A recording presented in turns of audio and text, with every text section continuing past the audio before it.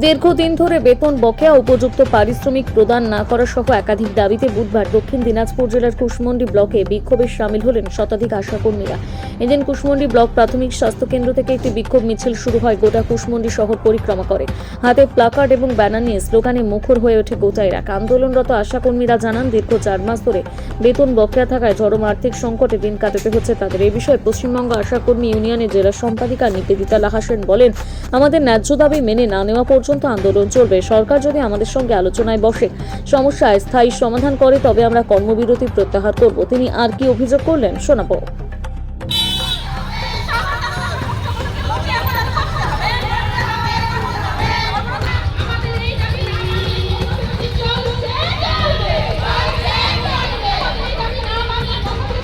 কি কারণে এই কর্মবিরতি পালন করছেন? এই কর্মবিরতি তো মূলত আমরা পালন করছি, আজ দীর্ঘদিন ধরে আমরা বঞ্চনার শিকার। আমাদের পিএলআইয়ের 1 বছরের টাকা আমাদের বাকি আছে। ইভেন আমরা ইনসেনটিভ যে মাসে মাসে আমরা কাজ করে আমরা যে ইনসেনটিভটা জমা করি, সেই ইনসেনটিভের টাকাটা 4 মাস ধরে বাকি আছে। ভাগে ভাগে আমাদের টাকাটা দেওয়া হয়। কোন টাকা আমাদের কখন দেওয়া হচ্ছে আমরা জানতে পারি না। তারা আমাদেরকে সেই টাকাটা আমাদের যে টাকাটা আমরা মাসে ক্লেম করলাম সেই টাকাটা তারা আমাদেরকে বুঝিয়ে দেয় না। এইরকম দেখতে দেখতে আমরা অনেক টাকা আমরা গড়মিল পেয়েছি, আমরা টাকা মিলাতে পারিনি আমাদের হিসাবে। তো এর জন্য আমরা গত 22শে ডিসেম্বর আমরা কলকাতায় গেছিলাম। সেখানে আমাদের মুখ্যমন্ত্রীর বাসভবন আমাদের অভিযান ছিল। সেখানে তার দেখা করার কথা ছিলেন, তিনি দেখা করেননি আমাদের সঙ্গে। তারপর আমরা তারকে একটা চিঠি করেছিলাম যে আপনি যদি আমাদের সঙ্গে না বসেন তাহলে আমরা লাগাতার ধর্মঘটের দিকে কর্মবিরতির দিকে যাব। তো উনি আমাদেরকে 1 মাস সময় দিয়েছিলেন, তারপর 2 মাস।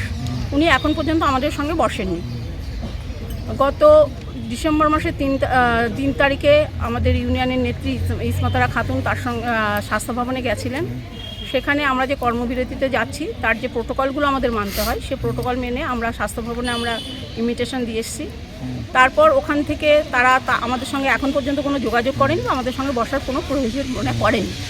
এবং আমাদের বেতনটা এখন পর্যন্ত আমরা বাকি আছে, 4 মাসের বেতন আমরা পাইনি।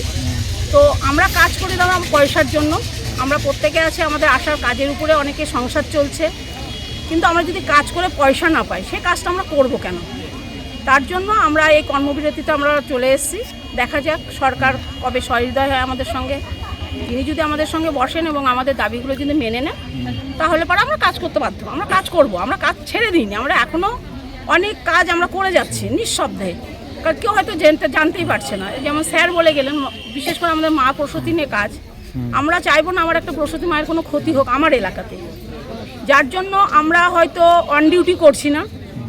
তারা যদি আমাদের সঙ্গে যোগাযোগ করছেন তাদেরকে আমরা কিভাবে আসবে গাড়ির ব্যবস্থা, বা আমরা স্যারদের সঙ্গে কথা বলছি যে স্যার ওনারা যাচ্ছেন, আপনারা দেখবেন, তারা দেখছে।